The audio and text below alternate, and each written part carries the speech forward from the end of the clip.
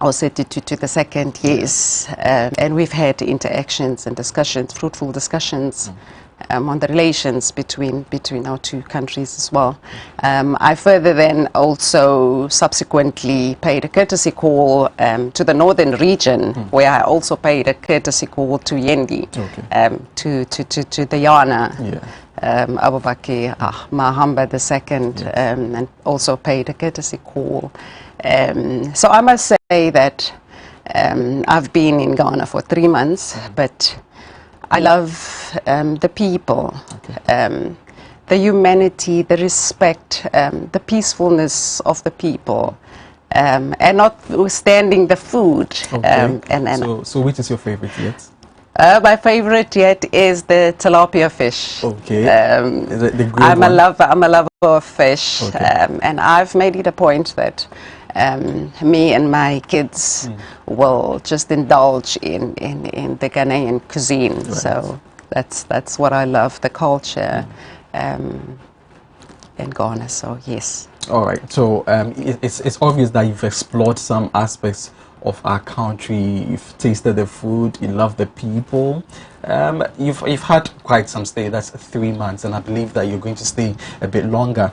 In this month of South African month that we are observing here at Adoatv, we're going to have lots of conversations. So we're going to keep this one brief and concise. So I'd ask you, this is your first time in our studios. First off, I want to find out what you make. I mean, this is a small place. We make beautiful things happen over here. We bring good things to life. This is one of our taglines. What do you make of your presence here? Like I've said, thank you for inviting me.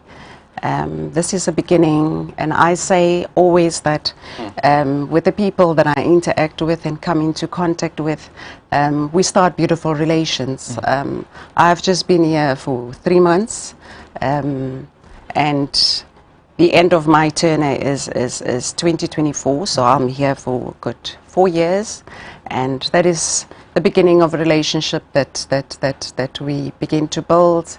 And because the High Commission choose to be here, so that we actually celebrate the month of April, which is a very important month in the calendar of the history of South Africa, and I'll explain that in detail as well. So since the break from apartheid in April 1994, where we had the first post-apartheid election in South Africa, which saw to the election of President Mandela, may his soul rest in peace. What does the month of April mean for the people of South Africa? Why is it so significant? Why is it so important? Apart from the fact that April 27, 1994, that fateful election happened. Why is it so important to South Africans? As we commemorate the month of April, we commemorate our Freedom Day. And this is, and not forgetting where we come from as a nation, the brutal experience of an apartheid system that has segregated our people for decades.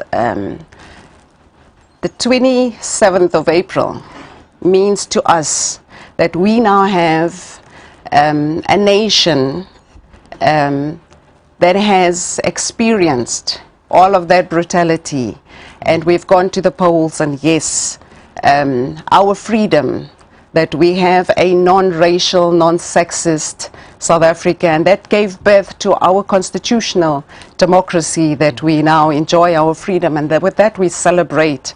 And it's Mandela has said that it is our rainbow nation, where we celebrate our diversity and find unity in our diversity, that people of color who are able to go and exercise their franchise, that we now have become for the past 27 years now, a non-racial, non-sexist constitutional democracy.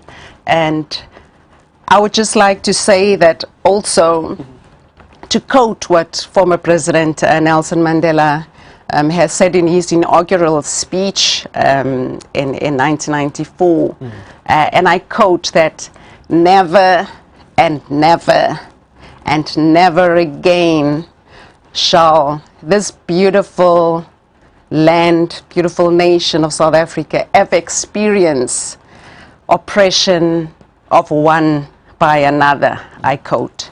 All right.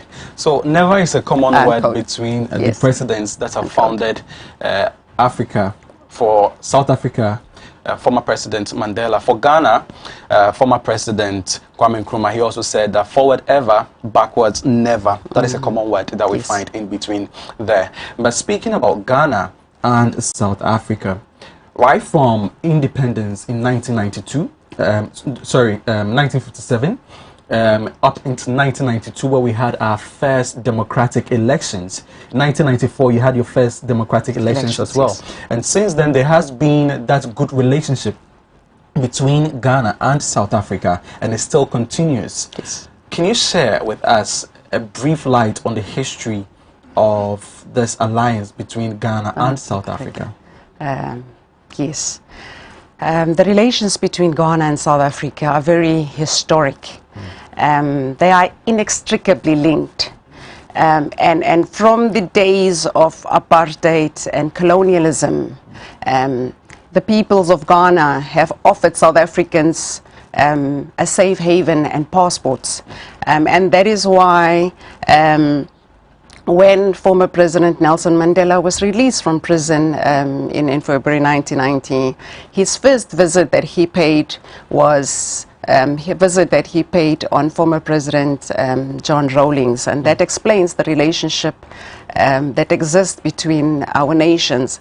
And further on as well, at the dawn of our democracy, in terms of our diplomatic relations, the first mission that was opened in South Africa, the diplomatic mission, was the mission in Ghana. Right. So that explains the relationship between our countries that exist, that is inextricably linked.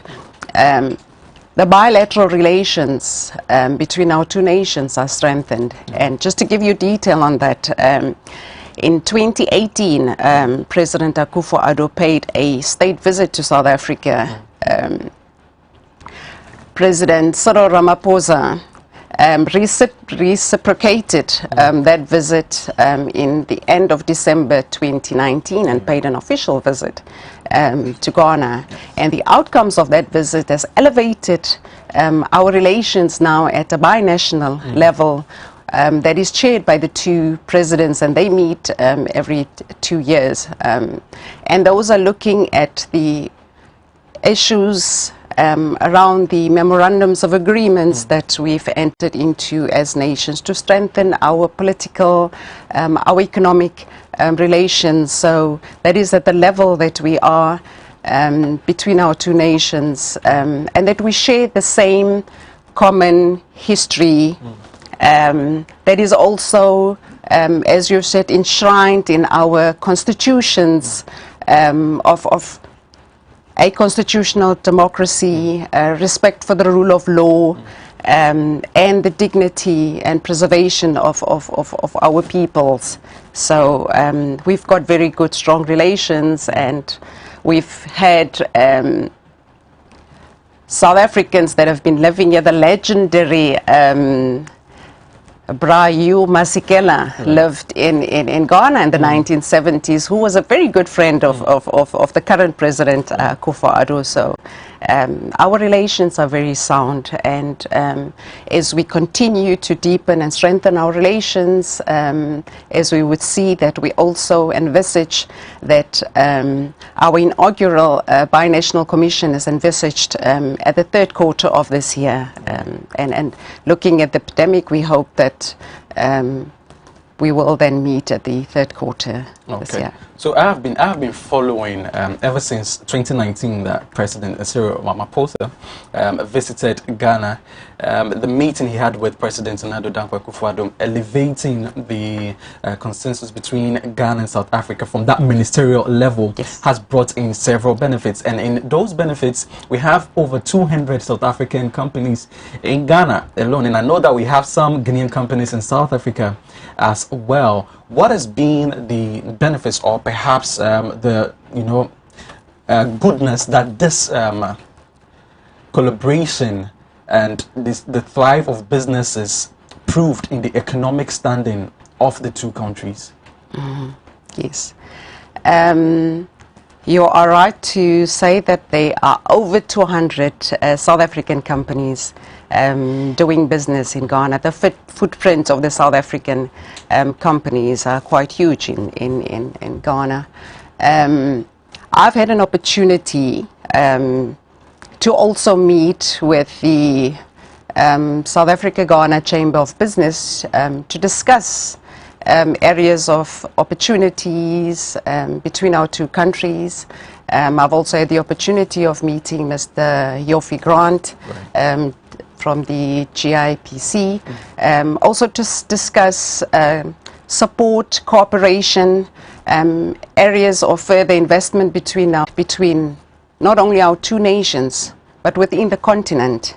And I say that these benefits, you have over 55 countries that will begin to trade within each other, inter-African trade, with a population of about 1.2, estimated 1.2 billion, with the gross domestic product of over $3 trillion. Right. So just the opportunities of trade amongst each other, and also with our two countries as well, and we talk about the post-COVID, but we'll speak about the implications of this pandemic as well.